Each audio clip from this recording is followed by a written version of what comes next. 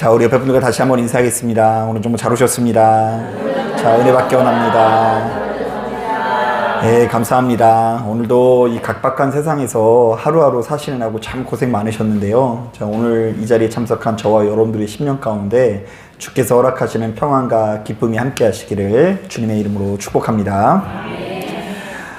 역사상 가장 위대한 교회 지도자라고 알려져 있는 이 성 어거스틴이 아니키아라는 로마의 귀족 여성과 주고받은 이 개인적인 편지가 있는데요.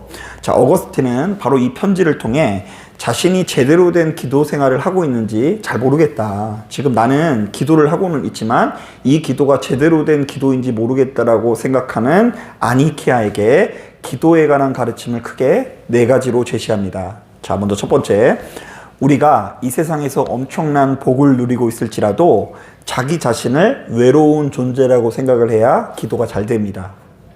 자, 한번 따라하겠습니다. 내가 외로울 때 기도를 잘할 수 있다. 그러니까 이제 가끔씩 목회하다 보면 이제 성도님들한테 오늘 왜 이렇게 안색이 안 좋으세요? 뭐 기분이 안 좋으세요? 말하면 이렇게 되게 막 정색하시는 분이 있거든요. 아니요, 저는 기분이 좋아요. 막 이렇게 하시는 분이 있는데 굳이 그럴 필요가 없어요. 그런 치부를 막 안 보이시려고 하는데 오히려 그 외로움과 고통은 우리가 기도하는 데 좋은 재료가 된다는 이야기입니다. 자, 그리고 두 번째 이렇게 조언합니다. 참되게 기도하는 자는 지금 이 세상에서 내가 무엇을 사랑하고 있는지를 점검해야 합니다. 이렇게 조언을 하고요. 세 번째, 내가 그리스도와 동떨어져 황폐해진 상태임을 받아들이면 그때 비로소 기도를 할 수 있습니다. 그러니까 마음이 좀 황폐해질 때 기도를 잘할 수 있다. 뭐 이런 내용이고요. 네 번째, 그리고 그 무엇보다 행복한 삶을 위해서 기도하십시오. 이렇게 권면을 합니다. 자, 그러니까 어거스틴은 예수 믿는 우리들이 매일같이 기도하되 바로 그 기도의 목적을 잃어버려서는 안 된다고 하는데요. 자, 이른바 기도는 언제나 우리 안에 있는 어둠을 몰아내고 우리를 보다 성숙하고 행복한 삶으로 인도해야 된다는 것이죠. 자, 한번 따라 보겠습니다. 기도는 내면에 가득한 어둠을 몰아내고 우리로 하여금 성숙과 행복을 누리게 해야 한다. 그러니까 기도는 그 기도 그 자체가 목적이 되어져서는 안 돼요. 그러니까 기도는 내가 기도하기 때문에 기도한다 이게 아니에요. 내가 기도를 안 하면 하나님께서 한 대 치실까봐 기도하는 거 아니에요. 기도는 내 안에 있는 무엇을 몰아낸다고요? 어둠을 몰아내는 거예요. 외로움이 이렇게 찾아올 때마다 몰아내고 심지어 내 심령이 황폐해지는 순간이 우리가 살다 보면 있어요, 없어요? 있어요. 그런데 그 외롭고 황폐한 순간에 그것을 몰아내고 더 성숙해지고 더 행복해지는 이 성도가 되기 위해서 기도를 한다는 것이죠.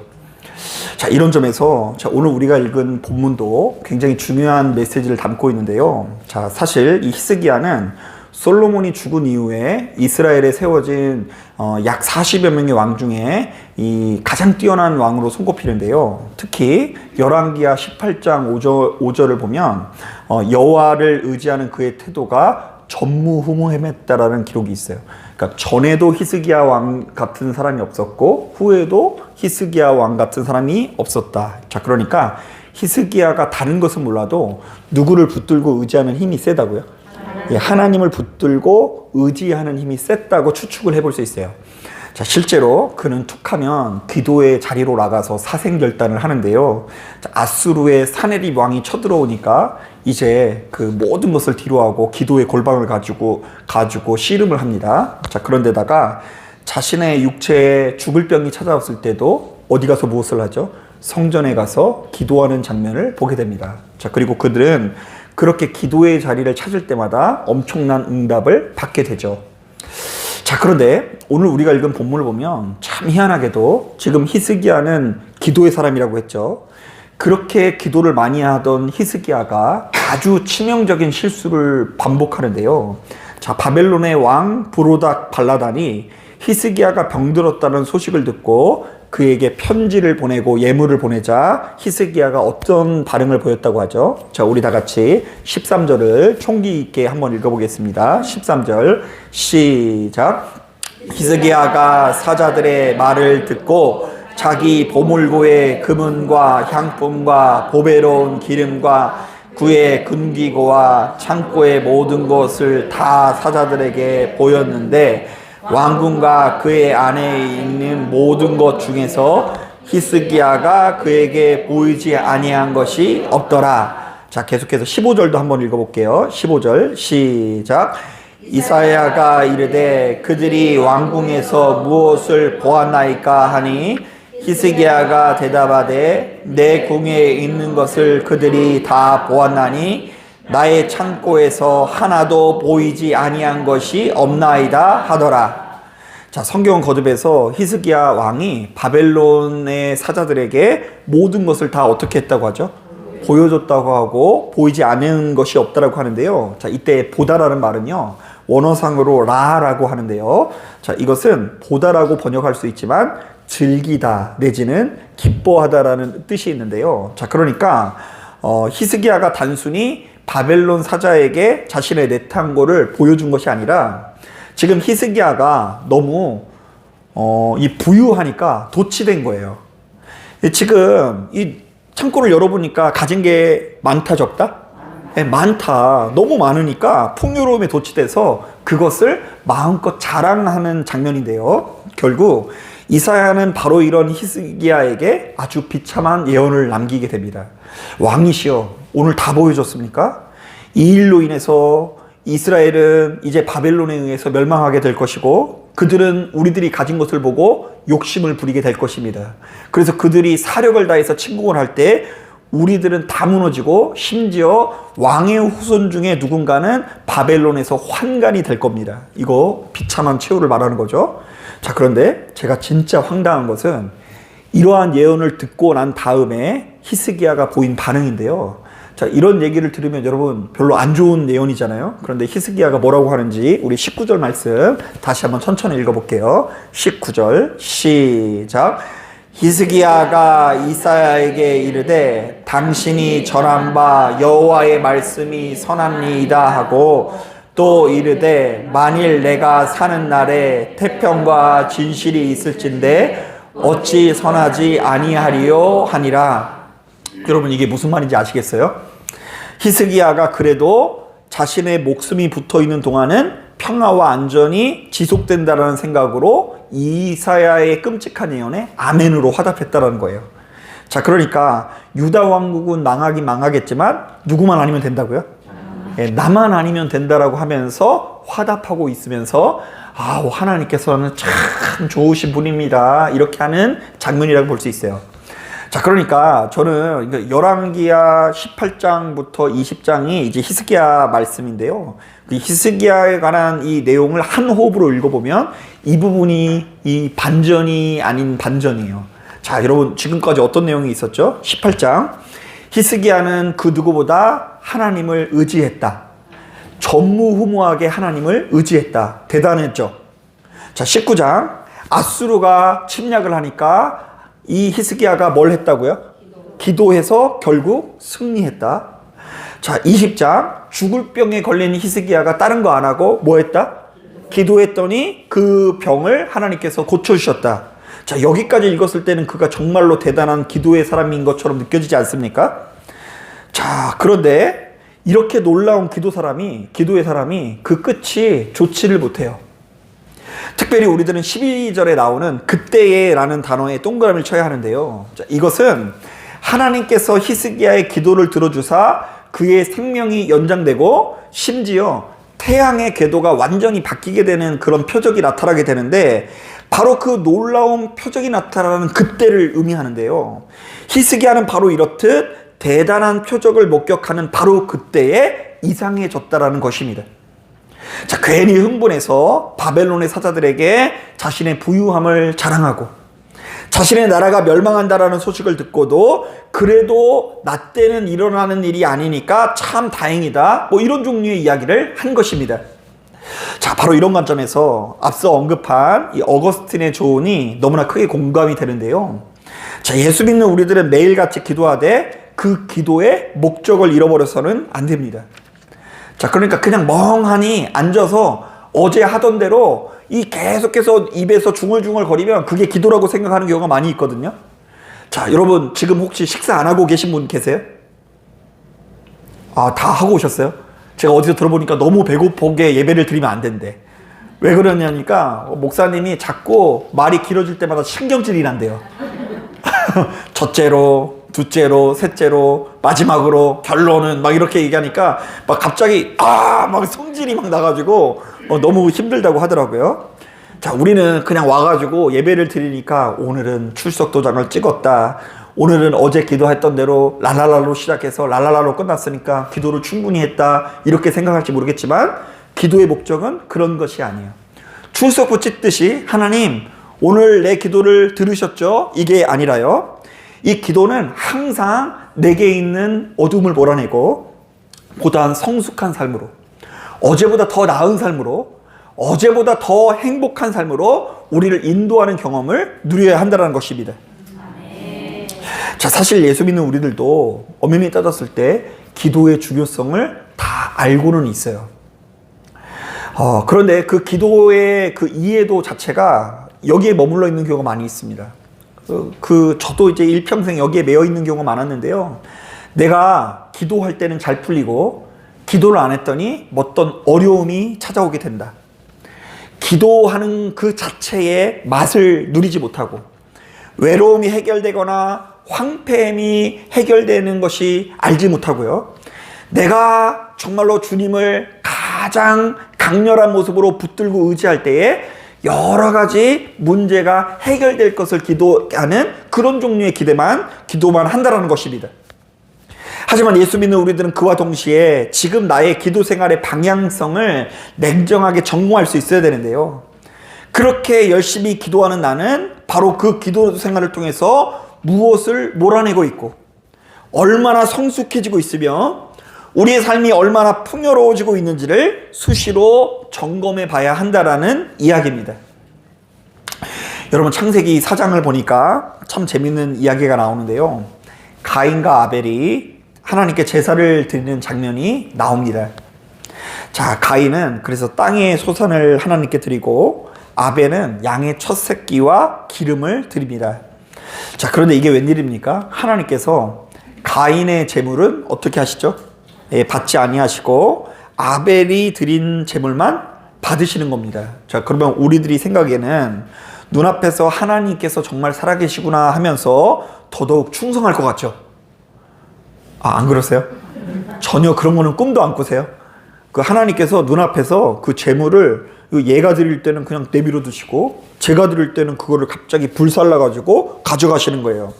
자, 그러면 하나님께서 살아계시구나 하면서 더 충성할 것 같은데 그렇지 않습니다. 그렇게 하나님께 예배드린 가인이 갑자기 하나님의 음성을 듣고 그분의 임재를 경험했음에도 불구하고 자신의 동생 아벨을 어떻게 해버립니까? 죽여버리는데 이것은 제대로 된 예배를 드리는 사람의 모습이 아닌 겁니다. 여러분, 우리가 출애굽기를 묵상해보면 하나님께서 큰 권능과 능력으로 이스라엘 백성들을 출애굽시키는 것을 볼 수 있습니다. 자, 일단 10가지 재앙으로 애굽 전역을 심판하시고 홍해를 가르고 그들을 무사하게 탈출하게 하십니다. 자, 그렇다면 눈앞에서 하나님의 살아계심을 목격하고 그분의 임재를 경험한 이스라엘 백성들이 납작 엎드려져서 신실한 삶을 살아야 될 것 같지 않습니까? 자, 그런데 그렇지 않습니다. 그렇게 하나님의 표적을 가장 많이 본 이스라엘 백성들이 광야 가운데 수시로 하나님 앞에 감사하기보다 어떤 말을 터뜨리죠? 원망하고 불평하는 말을 터뜨리게 됩니다. 여러분, 우리가 복음서를 묵상해보면 예수께서 무수히 많은 병자들을 고치시고 그들을 치유하는 이야기가 나옵니다. 자, 게다가 그분께서 전하시는 말씀이 어찌나 권위가 있었는지 이전에 들어본 적이 없는 하나님의 말씀이었다라는 표현이 계속해서 이어집니다. 자, 그렇다면 눈앞에서 하나님의 살아계심을 목격하고 성령의 임재를 경험한 이스라엘 백성들이 납작 엎드려야 될 것 같은데요. 그렇지 않습니다. 자, 이스라엘 백성들은 그 놀라운 표적을 보고도 예수 그리스도를 어떻게 하죠? 십자가에 못 박아 버립니다. 자, 바로 이런 관점에서 우리는 지금 자기 자신의 신앙생활을 철저하게 점검해 봐야 됩니다. 자, 한번 따라 보겠습니다. 나는 믿음 생활하면서 꾸준히 기도하고 있는가? 여러분 대답하지 않으셔도 돼요. 프라이드니까.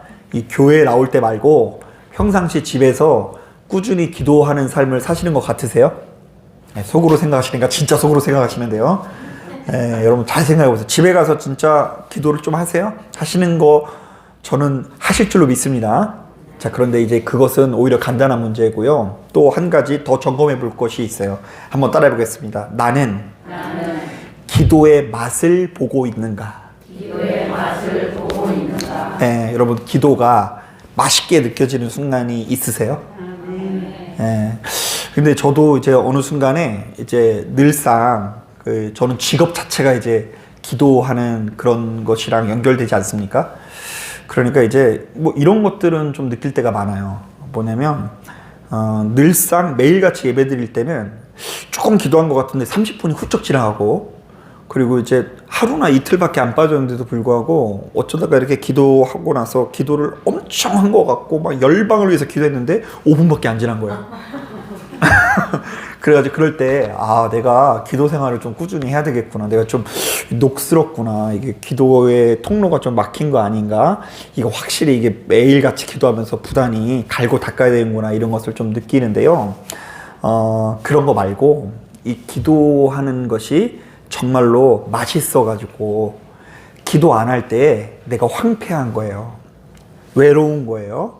고통스러운 거예요. 그런데 기도할 때 그것이 사라지는 경험을 해야 우리의 신앙이 진보하고요. 그렇지 않으면 그 신앙생활이 굉장히 제자리 걸음이에요. 그 예배 드리러 가자라는 것도 소가 도살장 끌려가듯이 이제 저희 그래도 이제 좀 감사했던 게 뭐냐면, 제가 이제 목회하면서 그런 트라우마 같은 것들이 있어요. 뭐냐면 이 성도님들이 억지로 시키는 거 되게 싫다 하더라고요. 그래가지고 이제 예를 들면 여기 물 떠다 놓는 거 있잖아요. 이거를 누구한테 요번에는 이거 부탁드립니다 라고 했는데 이제 하기 싫은데 시키면 이 물 한 잔 때문에 교회 안 나와버려요. 그런데 이제 저희가 이제 이제 성도님들의, 그래서 제가 눈치를 엄청나게 보고 있어요. 성도님들이 이거 싫어하시는데 시키면 또 상처받을까봐 그거 되게 조심하고 있는데, 요즘에 우리 아이들한테 이제 반주 부탁을 하는데 얘네들이 아직까지는 홍쾌하게 받아들이더라고요. 그래가지고 제가 이제 얼마 전에 좀 딜을 했어요.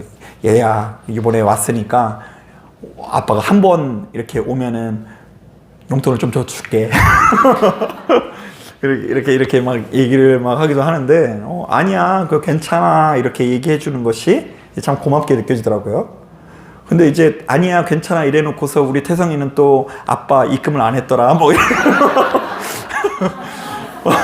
뭐 이렇게 이야기를 하곤 하는데요. 이 기도의 맛은 아니더라도 이제 아빠가 어렸을 때부터 이 갓난아기 때부터 맨날 저 뒤에서 막 뛰어놀고 이러니까 교회라는 게 너무 익숙해서 이제 이 교회랑 가정이랑 얘네들은 벽이 없어요. 그러니까 집에서 이렇게 시험 공부 같은 경우 할 때에도 집에서 공부가 안 된다고 걸핏하면은 이제 교회 가서 공부를 하겠다는 거예요. 그래서 저는 이제 교회가 직장이잖아요. 그럼 낮에 열심히 여기서 말씀 보고 묵상하고 이러다가 저녁엔 좀 쉬어야 되는데, 얘네들이랑 붙잡혀가지고 이제 얘네들은 공부하고 옆에서 저는 또 이제 말씀 보고 이렇게 묵상하는데, 이제 그런 것들이 이제 참 감사해요. 얘네들이 이제 가정하고 교회에 벽이 없어서 교회가 꼭 가정이고 가정이 이렇게 교회고 이런 것이 이제 너무 감사하게 느껴지는데요. 이제 거기에 이제 플러스 되길 바라는 거예요. 하나님, 얘네들이 조금 이제는 교회에 와서 그냥 평안해지는 것을 넘어서 기도하는 가운데 그 기도의 끈이 하나님과 깊이 연결되어져서 황폐해진 마음이 치유될 수 있도록 인도하여 주옵소서. 그리고 그 기도하는 것을 통해서 성숙한 삶, 행복한 삶으로 나아갈 수 있도록 인도하여 주옵소서. 이렇게 기도하고 있습니다. 자, 여러분, 그런데 혹시 우리들도 본문에 나와 있는 히스기야 왕처럼 일평생 나름대로 뭘 했어요? 기도를 많이 했고 표적도 엄청나게 경험했어요. 자, 그런데 지금 내 곳간이 가득하고 나의 무기고와 내 탕고가 풍요로운 곳에 만족해서 주변 사람들에게 그것을 자랑하기에 바쁜 것은 아닌지를 돌아봐야 돼요. 자, 하나님께서 인재해 주셨다라는 것은 요만하고요. 지금 나의 통장 잔고가 너무 가득하게 채워져 있다는 것에 감사해가지고 거기에만 초점이 더 가지고 우리 가문이 망한다고 하든지 말든지 나라가 절단한다고 하든지 말든지 간에 하나님은 선하신 분이십니다. 내 때가 아니면 참 다행입니다라고 하면서 마무리하는 인생이 안 되기를 바란다는 것입니다. 아니 일평생 기도했는데 이 끝이 얼마나 초라한지 몰라요. 시작만 하더라도 이스라엘 역사상 전무후무했다. 전에도 이런 자가 없었고 여호와를 의지하는 크기가 후에도 이런 자가 없었다. 자, 그런데 마무리는 어떻게 한다고요? 마무리는 어떻게 한다고요? 내가 정말로 내 탕고가 풍요로운 것이 너무 감사해가지고 나 때에만 그런 불행이 오지 않으면 하나님께서는 선하신 분이다 라고 말하는 게 참 안타깝게 느껴지더라고요. 여러분, 이런 점에서 마태복음 7장을 보면 정말로 중요한 말씀이 있는데요. 자, 제가 한번 읽어볼게요. 좋은 나무마다 아름다운 열매를 맺고 못된 나무가 나쁜 열매를 맺나니 좋은 나무가 아름다운 열매를 맺을 수 없고 못된 나무가 아름다운 열매를 맺을 수 없느니라. 아름다운 열매를 맺지 않은 나무마다 찍혀 불에 던져지느니라. 이러므로 그들의 열매로 그들을 알리라. 자, 좋은 나무는 뭘 맺는다고요? 좋은 열매를 맺는다고 하는데요. 이 말씀 뒤에 우리가 반드시 기억해야 되는 말씀이 또 하나 나와요. 한번 들어보세요. 나더러 주여 주여 하는 자마다 다 천국에 들어갈 것이 아니요 다만 하늘에 계신 내 아버지의 뜻대로 행하는 자라야 들어가리라. 자, 이때 이 주여 주여 하는 자는 누구보다 열심히 기도를 한다 안 한다? 기도를 한다. 하지만 주님께서 요구하시는 뭘 맺지 못한다고요? 열매를 맺지 못하는 사람을 말하는데요. 당시 시대에는 아마도 바리새인들과 서기관들을 말하는 것 같은데요.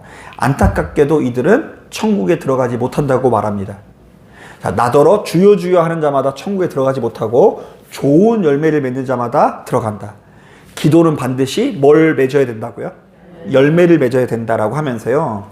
이 마태복음 5장부터 7장을 보면 그 산상수훈이라고 해서 사실은 그 말씀이 저는 그 기도의 열매라고 하는데요. 기도하는 자가 맺어야 되는 열매를 크게 4가지로 제시하고 있어요. 자, 기도하는 자에게 어떤 열매가 나타나야 되냐. 첫 번째, 한번 따라해 보겠습니다. 너희는 바리새인들보다 훨씬 더 정의로운 삶을 살라. 네, 기도만 하면 안 되고 기도를 통해 뭘 해야 된다고요? 정의롭게 살아야 된대요. 그러면서 어떤 예를 들은지 들어보세요. 살인하면 심판받는다라는 율법이 있지. 그러나 나는 형제에게 멍청이라고만 말해도 심판을 받을 것이라고 너희들에게 선언한다. 이렇게 말해요. 그러니까 라가라고 하는데요. 라가가 멍청이라는 뜻이에요. 돌머리 이런 뜻이에요. 그런데 살인하면 심판받는다라는 당시의 율법이 있는데 그 기도하는 사람들은 이제 그런 법을 지키는 정도에 넘어서 형제한테 뭐라고 하면 안 된다고요? 멍청이라고 하면 안 된다. 라가라고 말하면 안 된다. 이런 말이 있고요. 간음하면 심판을 받는다라는 율법이 있지. 그러나 나는 음욕을 품기만 해도 심판을 하겠다. 아내를 버리려거든 이혼 증서를 주라는 율법이 있지. 그러나 나는 음행한 이유 없이 아내를 버리는 것을 용납하지 않겠다. 자, 이 말은 기도하는 자들은 바리새인들보다 훨씬 더 어떤 모습이어야 된다고요? 정의로워져야 된다는 이야기예요. 자, 그런가 하면 두 번째, 기도하는 사람이 어떤 열매를 맺어야 되냐. 너희는 주변에 있는 그 어떤 사람보다 사랑하고 용서하는 사람이 되어야 된다라고 말합니다. 자, 한번 따라해 보겠습니다. 기도하는 너희는 사랑하고 용서하는 사람이 되라. 실제로 여러분 율법에는 어떤 그 법이 있냐면요. 눈에는 눈, 이에는 이라는 법이에요. 그러니까 이제 그게 당시에는 획기적인 법인데요. 사람이 자꾸 한 대 맞으면 몇 대를 때리려고 그래요? 선하신 분이에요.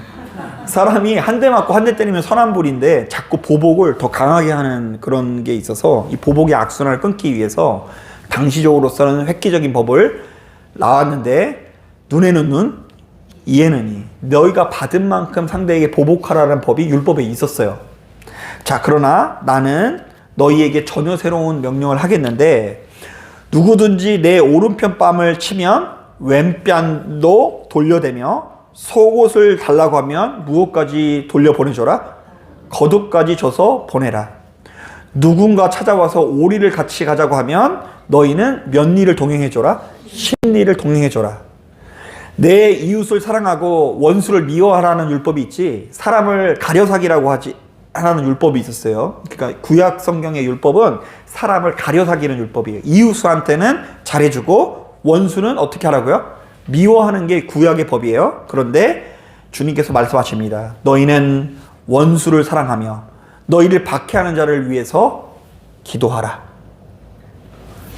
좀 부담스러운 말씀이죠. 그러니까 이제 우리가 할 수 있는 영역의 그 수준이 아니고 기도하는 자에게 나타나는 열매예요. 우리가 기도하는 가운데 그런 열매가 나타나면 그것은 나에게 있는 성품이 아니라는 것을 인정하시면 돼요. 자, 세 번째, 너희는 사람의 시선에서 자유하고 전능하신 하나님께 붙들린 인생을 살라. 남을 구제할 때 사람에게 보이면 돼요? 안 돼요? 안 되고, 기도할 때 어디 가서 기도하라고요? 골방에 가서 기도하라고 하는 이유가 사람의 시선에서 자유해지는 역사를 위해서요. 한번 따라 해보겠습니다. 너희는 사람의 시선에서 자유하고 하나님께 붙들린 인생을 살라. 그 사람의 시선을 굉장히 의식하시는 분들은 쉽게 돌아가지도 못해요. 왜냐하면 돌아가고 난 다음에 손님들이 많이 올지 안 올지 그거 걱정하다가 막 내가 또 죽고 나면은 이제 손님 안 오면 어쩌지 막 이게 막 너무 막 걱정돼가지고 막 벌벌 떨어가지고 이제 돌아가시지도 못해요. 그거 별거 아니에요. 그게 진짜 중요한 게 아니고 하나님께 붙들리면서 사람이 나를 어떻게 보는지, 내가 어떤 차를 타고 다니고 어떤 집에 살고 지금 행색이 어떤지 그거 정말로 중요하지 않습니다. 하나님 안에서 붙들린 인생을 살아야 된다라고 이야기했고요. 마지막 네 번째로는 세상 욕심과 집착을 내려놓고 오로지 하나님 나라를 바라보는 삶을 살라. 이게 이제 산상수훈에서 강조하는 마지막 네 번째인데요. 자, 이거 너무 중요한 말씀이니까 한번 따라 보겠습니다. 세상 욕심은 다 내려놓고 하늘 나라를 바라는 삶을 살라. 자, 그러니까 이런 말씀들이에요. 너희를 위하여 보물을 땅에 쌓아두지 말고 어디에 쌓아두라? 하늘에 쌓아두라. 무엇을 먹을까 마실까 입을까 염려하지 말라. 이는 다 이방인들이 구하는 것이라. 너희는 먼저 그의 나라와 그의 의를 구하라. 자, 바로 이런 관점에서 예수 믿는 우리들은 기도하면 기도할수록 어떤 열매를 맺어야 될까요? 많은 분들이 이런 얘기를 하면 방언의 열매 막 이런 거 생각해요. 환상의 열매, 계시의 열매 중요하고 그것에 집중하는 예배가 더 뜨겁게 느껴지는 것도 사실이에요. 안 그래요?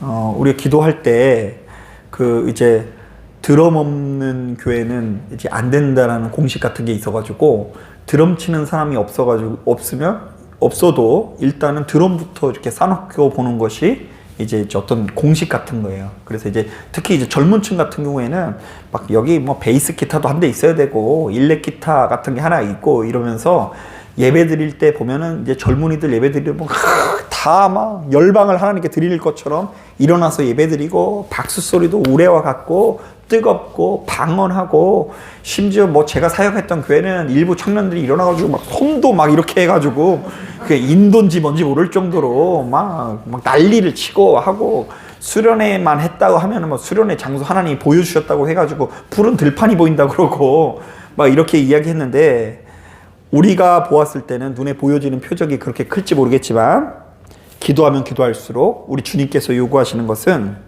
내 안에 악을 버리고 보다 정의로운 열매를 맺는 역사가 나타나야 하고요. 주변 사람들을 사랑하고 용서하는 역사가 나타나야 되고요.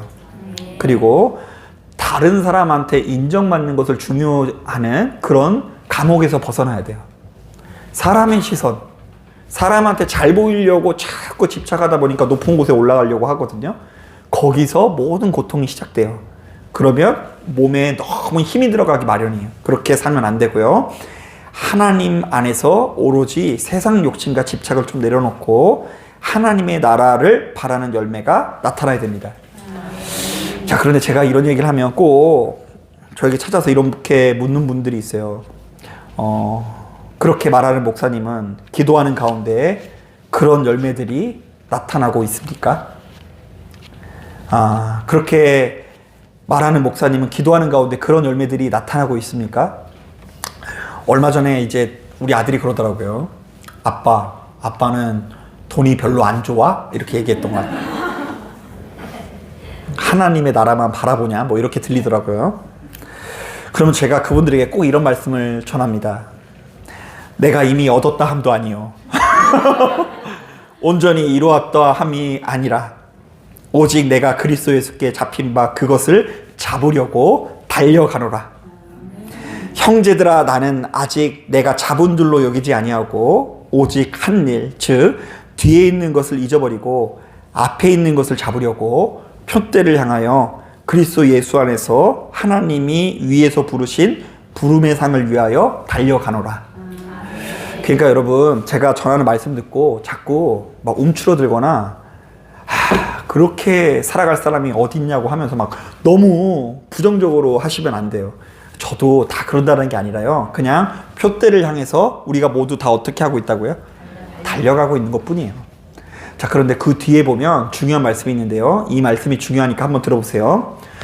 그러므로 누구든지 우리 온전히 이룬 자들은 이렇게 생각할지니 만일 어떤 일에 너희가 달리 생각하면 하나님이 이것도 너희에게 나타내시리라. 이게 무슨 말이냐면 설령 자신이 온전히 이룬 것처럼 느껴지는 사람일지라도 자기 자신을 온전히 이루지 못한 자로 여기면서 다만 표대를 향해 달려가고 있는 자로 여기라는 거예요. 그러니까 나는 이미 잡았다 못 잡았다? 못 잡았다. 그러니까 좀 더 얘기하면 여러분, 제가 맨날 강단에서 사랑하고 용서하는 삶을 사십시오 이러잖아요. 그런데 우리는 사랑하고 용서하면 산다 못 산다? 다만 표대를 향하여 달려가노라. 그러니까 자꾸 너무 그냥 다들 그냥 신앙생활 잘하는 것 같은데 나만 요 모양 요 꼴인 것 같고 그냥 이 교회 다니면서 나만 복 못 받을 것 같고 막 이렇게 어둡게 살아갈 게 아니라요. 우리 모두 다 이미 온전히 다 이루지 못하고 심지어 목사님도 역시 그 표대를 향해서 같이 어떻게 하고 있다고요? 달려가노라. 여러분, 지난 3일간 여러분도 모르는 사이에 여러분 마음에 뒤집히는 일들 많이 있었죠? 없으셨으니 다행이에요.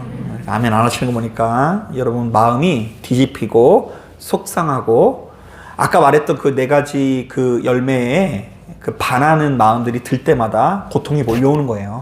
자꾸 눈에 보이는 것을 쫓아 행하고 사람들의 눈을 의식하고 사랑하지 못하고 용서하지 못하고 이 모든 것들이 우리에게 고통인데 여러분 일평생 기도의 삶을 살았음에도 불구하고 기도 응답에 취해서 기도의 열매를 맺지 못한 히스기야 왕이 아니라 주께서 보셨을 때 착하고 충성된 용으로 인정받을 수 있는 저와 여러분들이 되길 바랍니다. 자, 그러니까 여러분 지금까지 히스기야 왕 보면서 참 좋았죠? 산당을 어떻게 했어요? 예, 부쉈어요. 아무도 못 부숴요. 다윗도 산당을 못 없앴어요. 그런데 산당도 없애고 맨날 기도하고 이러는데 이 사람 때문에 이스라엘이 망해요. 이스라엘이 이렇게 기도하는 사람이 그냥 그 내탕구에 뭐가 가득한 거 보고 이거 막 도취돼가지고 그것을 바벨론한테 막 자랑을 한 거예요. 와서 봐라, 와서. 우리 이렇게 무기가 많고 우리가 여기에 보물이 이렇게 많아 이러니까 바벨론이 욕심이 들어간 거예요. 야, 이거 유다 짭짤하겠는데? 그래서 군대를 끌고 와서 이 유다가 망하게 되는데요. 이 유다가 망한다라는 이야기를 듣고 이 기도의 사람 히스기야가 가슴 아파 했을까요? 안 했을까요? 예, 가슴 아파하질 않아요. 지금 방금 뭐라고 이야기해요? 나의 때에 그런 일이 안 일어나면 참 다행입니다. 하나님의 말씀은 참 선하십니다. 이러면서 자신의 조국 이스라엘이 망한다라는 것을 기뻐하는 모습을 보여요. 그래도 나만 아니면 된다. 여러분, 그런 고백을 하는 사람이 기도를 많이 한 사람이에요? 기도를 많이 안 한 사람이에요? 많이 한 사람이라는 것 자체가 우리를 참 힘들게 하지만 그렇기 때문에 더욱 기도를 정확하게 해야 되겠다는 생각이 듭니다. 여러분, 바른 기도의 목적지를 보시고 종착역을 생각하시면서 지금 내가 잘 가고 있는지 안 가고 있는지를 냉정하게, 정말로 재미없더라도 정직하게 마주할 수 있는 저와 여러분 되기를 주님의 이름으로 축복합니다. 아멘. 자, 기도하겠습니다.